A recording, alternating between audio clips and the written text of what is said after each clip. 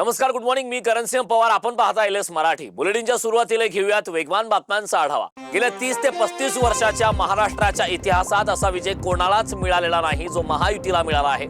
महाराष्ट्राच्या जनतेने भाजप आणि महायुतीला मोठं समर्थन दिलं आहे असं मुख्यमंत्री फडणवीस यांनी म्हटलंय. भारतीय जनता पक्ष हाच पहिल्या क्रमांकाचा पक्ष आहे हे अधोरेखित झाल्याचं फडणवीस म्हणाले. राज्यात भाजप मोठा पक्ष झाल्याचा आनंद मंत्री पंकजा मुंडेंकडून व्यक्त करण्यात आलाय. नगरपालिका निवडणुकीतील विजय हा झाकी आहे. जिल्हा परिषद आणि पंचायत समितीमध्ये यापेक्षा मोठा विजय मिळेल असा विश्वास पंकजा मुंडेंनी व्यक्त केलाय. संजय राऊतांनी ईव्हीएमवर आरोप करण्यापेक्षा वास्तविकता स्वीकारली तर ते आणखी पुढे जातील असा टोला मंत्री प्रकाश आंबेडकर यांनी लगावलाय.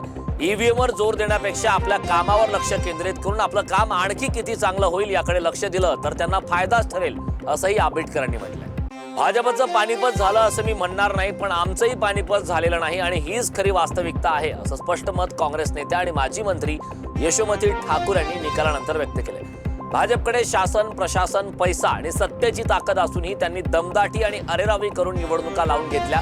जितका आव भाजप आणतं तितकी त्यांची प्रत्यक्ष ताकद नाही हे या निकालावरून स्पष्ट झाल्याचं यशोमती ठाकूर म्हणाले. सांगलीच्या ईश्वरपूर नगरपालिकेमध्ये जयंत पाटील यांनी एकहाती सत्ता मिळवत आपली ताकद पुन्हा एकदा दाखवून दिली. जयंत पाटील यांच्या विरोधात अखंड महायुतीची टीम ईश्वरपूरमध्ये उतरली होती, तर जयंत पाटील यांच्या विरोधात मुख्यमंत्री देवेंद्र फडणवीस यांनी सुद्धा सभा घेतली होती. मात्र जयंत पाटील यांनी एखादी सत्ता मिळवल्यानंतर ईश्वरपूरमध्ये एकच जल्लोष करण्यात आला. जयंत पाटील यांनी आपल्या नातवाला खांद्यावर घेऊन विजयाचा जल्लोष साजरा केला.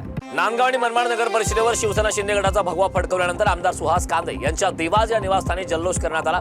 यावेळी सुहास कांदे यांनी सर्व विजयी उमेदवारांचे स्वागत केलं आणि मतदारांचे आभार मानले. अलिबाग नगर परिषदेवर शेतकरी कामगार पक्ष आणि महाविकास आघाडीचा झेंडा दिमाखात फडकलाय.